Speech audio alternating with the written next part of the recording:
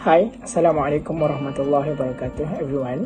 I'm Engku from Group 2. My group members are Ahmad, Naufal, Fairuz, Hafeez and Amirul, Hisham. We're going to present about the book written by Daniel Kahneman, The Thinking Fast and Slow. In 2002, Daniel Kahneman won the Nobel in Economic Science. What made this unusual is that Kahneman is a psychologist. Specifically, he is one half of a pair of psychologists who, beginning in the 1970s, set out to dismantle an entity long dear to economic theories, that arch-rational decision maker known as Homo economicus. The other half of this dismantling duo, Amos Tversky, died in 1996 at the age of 59. Had Tversky lived, he would certainly have shared the Nobel with Kahneman, his longtime collaborator and dear friend. Human irrationality is Kahneman's great theme. There are essentially three phases to this career. In the first, he and Tversky did a series of ingenious experiments that revealed 20 or so cognitive bias, unconsciously errors of reasoning that distort our judgment of the world. Typical of this is the anchoring effect, our tendency to be influenced by irrelevant numbers that we happen to be exposed to. In one experiment, for instance, experienced German judges were inclined to give a shoplifter a longer sentence if they had just rolled a pair of dice rolled to give a high number. In the second phase, Kahneman and Tversky showed that people making decisions under uncertain conditions to behave in the way that economic models have traditionally assumed. They do not maximize utility. Then the two develop an alternative account of decision making, one more faithful to human psychology, which they call prospect theory. It was for this achievement that Kahneman won the Nobel. In the third phase of his career, mainly after the death of Tversky, Kahneman has delved into hedonic psychology, the science of happiness, its nature and its cause. Thinking Fast and Slow spans all three of these phases. It is an astonishingly rich book, lucid, profound, full of intellectual surprise and self-help value. It is consistently entertaining and frequently touching, especially when Kahneman is recounting his collaboration with Tversky. He said, "The pleasure we found in working together made us exceptionally patient. It is much easier to strive for perfection when you are never bored." So impressive is its vision of flawed human reason that the New York Times columnist David Brooks recently declared that Kahneman and Tversky work will be remembered hundreds of years from now, and that it is crucial pivot point in the way we see ourselves. They are, Brooks said, like the Lewis and Clark of the mind. Now, this worries me a bit. A lead motif of this book is overconfidence. All of us, and especially experts, are prone to an exaggerated sense of how well we understand the world. So, Kahneman reminds us, surely he himself is alert to the perils of overconfidence.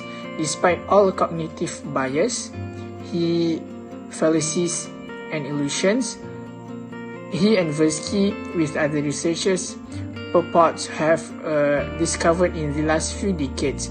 He fights shy of that bold claim that humans are fundamentally irrational. Bismillahirrahmanirrahim. Assalamualaikum warahmatullahi wabarakatuh. My name is Naufal. I will be presenting about the contents of the book Thinking Fast and Slow by Daniel Kahneman. In this book, I will be talking about the 6 main points that we, Group 2, has discovered in the book. The main point number 1 is about the System 1 and System 2. System 1 is where we find out how irrational and illogical, or just simply how stupid we really are, so it leaves us no valuing things more specific and more logical. If we had used more slow and logical thinking, which is System 2, you would have found that you were right about certain things, but you were wrong also about the other things. Both systems have their benefits, like System 1 is why we survive actually. Yes, maybe at the cost of some ridiculous assumptions, But if thought about the rationale on how things are and analyze it carefully instead of being scared and running away, it might have turned out differently. Let's look at an example. Moving on to the main point number 2, which is anchoring. The important thing about anchoring is that it shows us how we have no idea about most things and what they should cost. If we are not an expert about certain things, we wouldn't know the actual cost of it. Before we go shopping, people tend to do surveys about the market price of the things they want to buy. Let's look at this example from the TV show called... And finally, our biggest item of the night, the 22-foot Gentleman's Day Sailor sailboat. The winning bid was a whopping $20,000. I won! That was my guess!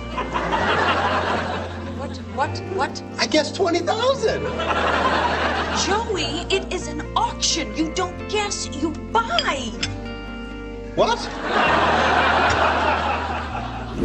Moving on to the next main point number 3, which is the science of availability.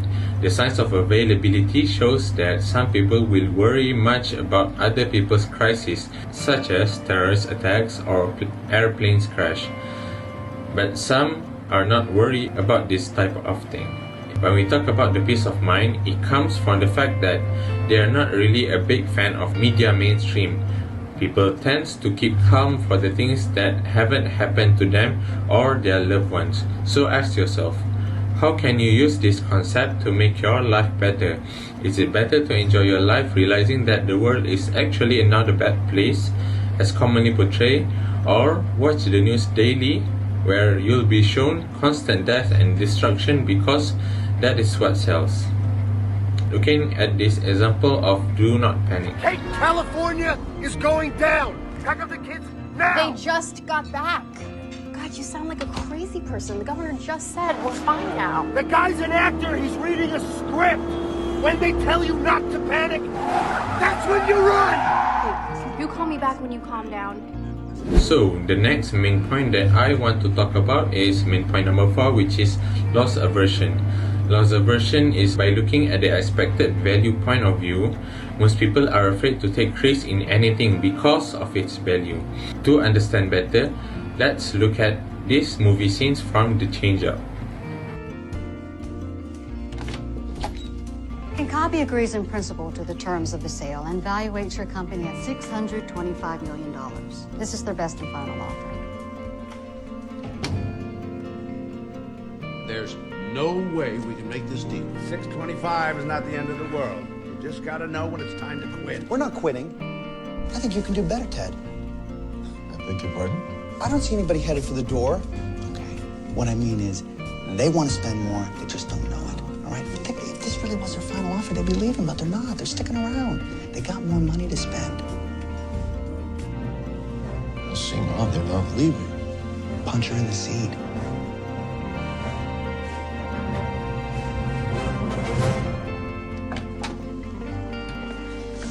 You can tell Ken Kabi we want an extra $100 million, and that's our final offer because we're leaving. Fuel the jet. Let's go.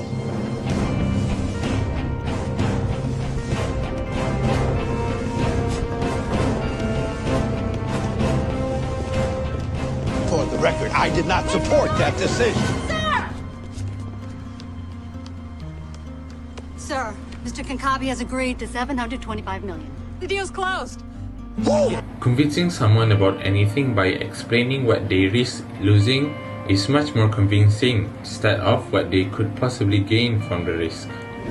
The fifth point I want to talk about is framing. Framing can be said as looking at things differently. Framing the exact same situations differently can have dramatically different consequences. By looking at this, how can you make good things in life more appealing than the bad things? So, I picked this movie scene from Central Intelligence between Kevin Hart and The Rock. Oh my! Oh! We're going down, Jet. There's nothing I can do. Oh shit! Really quickly, what's the one thing you wish you'd done in your life? One thing I wish I'd done is not get away with a guy who didn't check the goddamn fuel. Why would you check the fuel? No, something that's real. What's the one thing you regret not doing for you? Oh my God, I think we're gonna die! Not having a kid, man! Not being a father! I regret not being a father, Maggie! I should have gave you a kid! I should have gave you my seed, Maggie! I should have! I'm so selfish! I'm sorry, Maggie!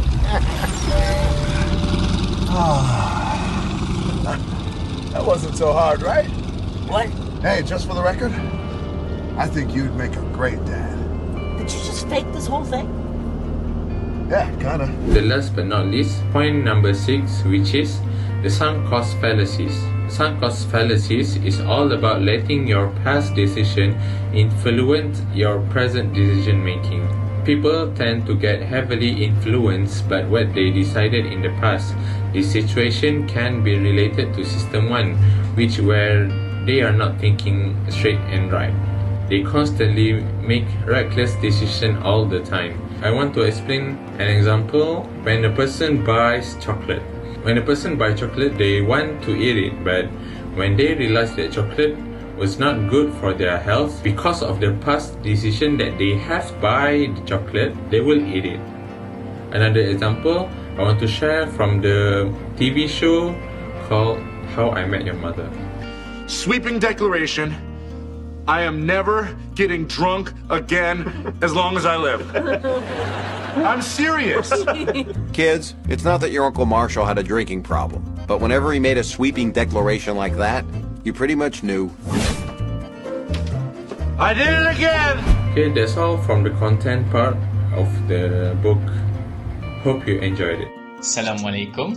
My name is Muhamad Fairuz Hafeez bin Ropi, metric number 1817329, and I'll talk to you about how the book Thinking Fast and Slow relates to creative thinking. Before we proceed any further, let us have a brief recap on what we have discussed so far.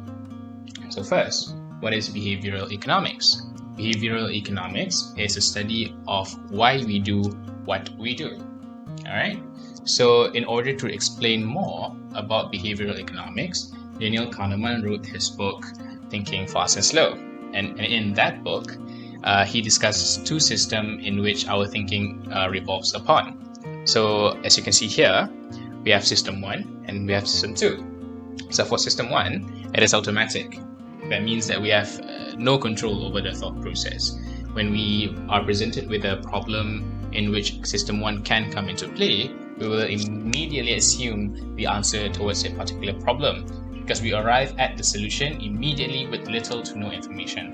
And because of this rapid assumption of our answer, the frequency of errors prone to happen is very high. So what are the opposites to System 1? The opposite to System 1 is what we call as System 2. Very convenient, isn't it? So for System 2, the thought process is more conscious than System 1. Because in System 2, we have much more control over our answer and we have more deliberation in our thinking process as compared to System 1. We require more time and more energy in order to arrive at a particular solution.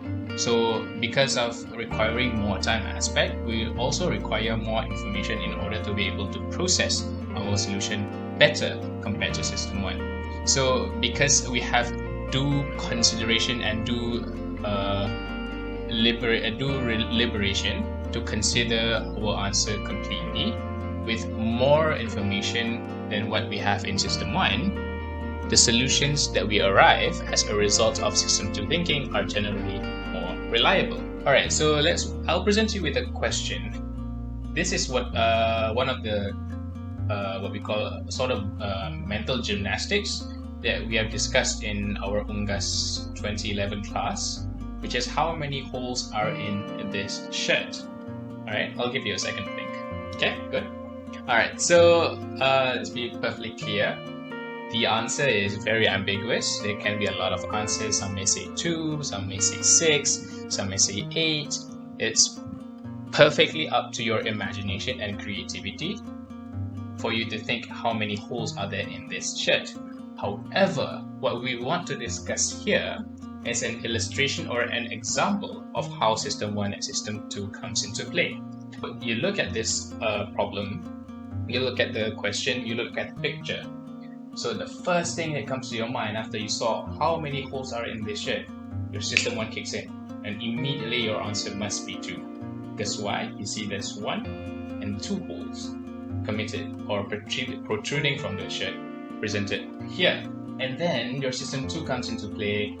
The first instance you thought, wait a minute, there must be more, or let's think about it for a second longer. So because your process or your thinking process went from automatic to conscious and self-deliberation, you are actively engaging with the problem presented here. So when you are actively approaching a particular problem, you start to think and rely more on your System 2 and more on your conscious ability to process the information and think out of the box of what are the possible solutions presented to you based on the information that you have here.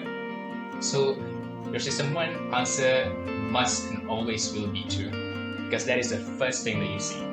And when you start to think, wait a minute, is that really it? Is when your System 2 comes in. Okay, so how can we relate this knowledge with the creative thinking process? So creative thinking, as we all know it, is an active process. So System 2's style of thinking is very slow. It is very controlled. You are in perfect control of the information that you are currently presented with. Therefore, you are able to deliberate the best course of action or the best possible solution and outcome available to you at that present time when you need to solve that particular problem. So if System 1 is called intuitive thinking and System 2 is analytical thinking, you rely on the knowledge and information that you have in order to generate a possible solution. So through careful observation, System 2's critical thinking ability can override System 1's heuristic bias. So another question that I'll present to you, you can refer to the slide, is a baseball and a bat cost you $1.10. The bat is $1 more expensive than the ball, so how much does the ball cost? If you're relying more on your System 1, then the answer that you will arrive is that the ball costs 10 cents. Why? Because the bat is $1 more expensive than the ball. When you have ball plus bat equals $1.10, the bat costs $1 more than the ball. Therefore, $1.10 minus $1 is equal to 10 cents. Therefore, the ball costs you 10 cents. However, after you engage with your System 2, you will realize that this answer is wrong. Because if the ball costs you 10 cents, the bat is $1 more expensive than the ball, then the bat must cost you $1.10 as well. So $1.10 plus 10 cents is equal to $1.20. So this is where you are engaging with the information that you have. And after due consideration and due thinking, you will finally arrive at the answer that the ball costs you 5 cents, while the bat costs you $1.05. Mathematically, it adds up. This shows that creative and critical thinking is an active process. You need to be able to engage and overcome your heuristic System 1 bias in order for you to be able to think freely and more out of the box without being restricted with any sort of cognitive bias that we have. System 2 is the seed of all styles of creative thinking.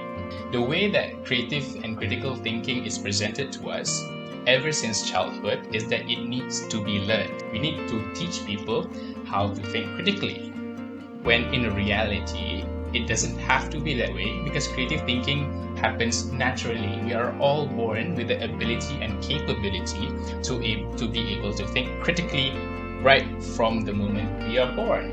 A common misconception about creative thinking is that it needs to be learned. This is wrong because an average person can subconsciously apply creative thinking in every facet of their life. For example, a housewife redecorating the living room.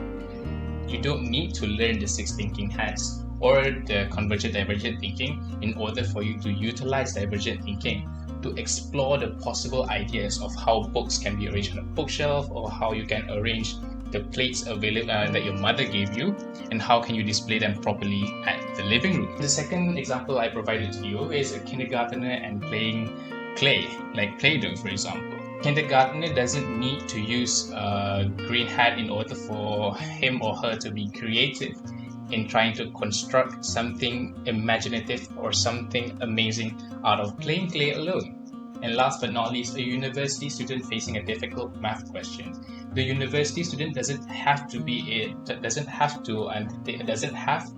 sit down in a UNGS 2011 class in order for him or her to know that he needs to use black hat in order for him to consider all the facts and information in order to answer the math question that he is presented with. He doesn't need to know that the Bonu exist and that he imparts to us the knowledge of the 6 thinking hats that he studied throughout his entire life in order for him or us in general to know that that kind of thinking style can be used without us knowing about its existence. We are intuitively able to creative and critically think out of the box when the situation is presented to us. And all we need to do is realize our ability to overcome the bias presented by System 1. Because once we are through that System 1 barrier, we are able to think freely and ideas can be explored to its fullest potential. That is what System 2 is all about. And that is what Daniel Kahneman wants to teach us in his book, Thinking Fast and Slow. We may not realize it ourselves, because there are so much more concepts about creative and critical thinking that we haven't heard about. But just because we haven't heard about all those thinking styles yet, doesn't mean we haven't used it in any point of our life. Because I'm pretty sure I have lived for 21 years and I have used a lot of critical thinking styles that I haven't heard of its name yet. The last but not least, a slide with a full recap of the main piece of the book is that once you are able to overcome your System 1 heuristic bias, everything is possible for you. Ladies and gentlemen, thank you very much. Okay, I will continue about the Islamic perspective on Thinking Fast and Slow by Daniel Kahneman, which is on judgment and decision making. So, when we facing a problem, we will want to make a decision, which is it yes, maybe, or no. So, under Islamic leadership, decision making was done mostly by consultation, which was taught during the Prophet Muhammad's time, which is known as Shura. So, Shura means meeting or Mashwarat. Okay, Shura during Prophet Muhammad's time. So, Prophet Muhammad SAW was the leader during that time. So, all the decision will be made by Prophet Muhammad. Not all the opinion of Prophet Muhammad will take, because Prophet Muhammad also open to take others' opinion. For example, Prophet Muhammad taking a counsel from his companion and follow their opinion. Prophet Muhammad held many council of war before going into the battle. At one point, he believed that they should fight only if the enemy enter the Medina. However, his companion has opinion that they should go out and meet the enemy. The Prophet accept the latter opinion even though they lost. So, in the next battle, Muslim decide to stay put in Medina. The Prophet again consult his people regarding the best way to protect themselves. Also, the companion give opinion trench, and because of that they won. Okay, because Prophet Muhammad open-minded, so he take opinions from others. Okay, Shura during Caliph time. So when the Prophet Muhammad sallallahu alaihi wasallam wafat, there will some problem that must be decided by the Caliph. So during that time there were no so they will make a shura or meeting to make a decision. There are several steps on making the decision.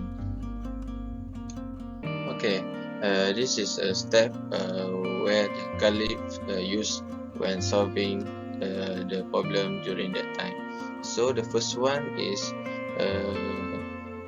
they will search a specific ruling in Quran. So they will search the verse on Quran on making the to solve the problem. Second, if they not find the solution in Quran, they will find it in Sunnah, which is the Prophet doing. So they will open the hadith, all the hadiths to find the ruling on the problem. So for the step 3, if not find in the Sunnah, they will call a meeting or shura, will gather all the major sahabat. After the meeting, if not, for the step 4, the decision will be on the majority. So the major sahabat will make a vote to take one or two solution. So they will vote it, and then they will take a majority. Okay, structure of problem solving in Islam. So this structure is designed to show the Islamic approach to problem solving and to enable Muslims tackle the problem in orderly and disciplined manner. Okay, I will explain more about the decision solving problem in Islamic. So this chart is read from the top to bottom to the center box. For the center box is contain of supporting information. So from the right of the chart, it is a pictorial illustration of how to apply the Sunnah, which is relying upon Allah help. As you can see on this box, they will tawakkal. So we must do all appropriate work. We make tawakkal. So before you do a tawakkal, you must try first to do anything you can do. So after that, we will tawakkal to Allah. This is not a typical business book that lends itself to the top 3 synopsis. The dedicated student will be rewarded by reading the whole thing. Your mind actually have 2 different systems. One works quickly and intuitively and is often wrong. The other is analytic and can get the right answer, but is very lazy and loves to take shortcuts and hand things back off to the quick system. This book details lots of fallacies and traps that these 2 different systems working against each other sometimes can even cause professional certifications to react incorrectly to a situation. These books give 3 or 4 statements at the very end of every chapter to help to realize the ways you could apply this knowledge you have learned, like when we survey the reaction to these products, let's make sure we don't focus exclusively on the average. We should consider the entire range of normal reaction.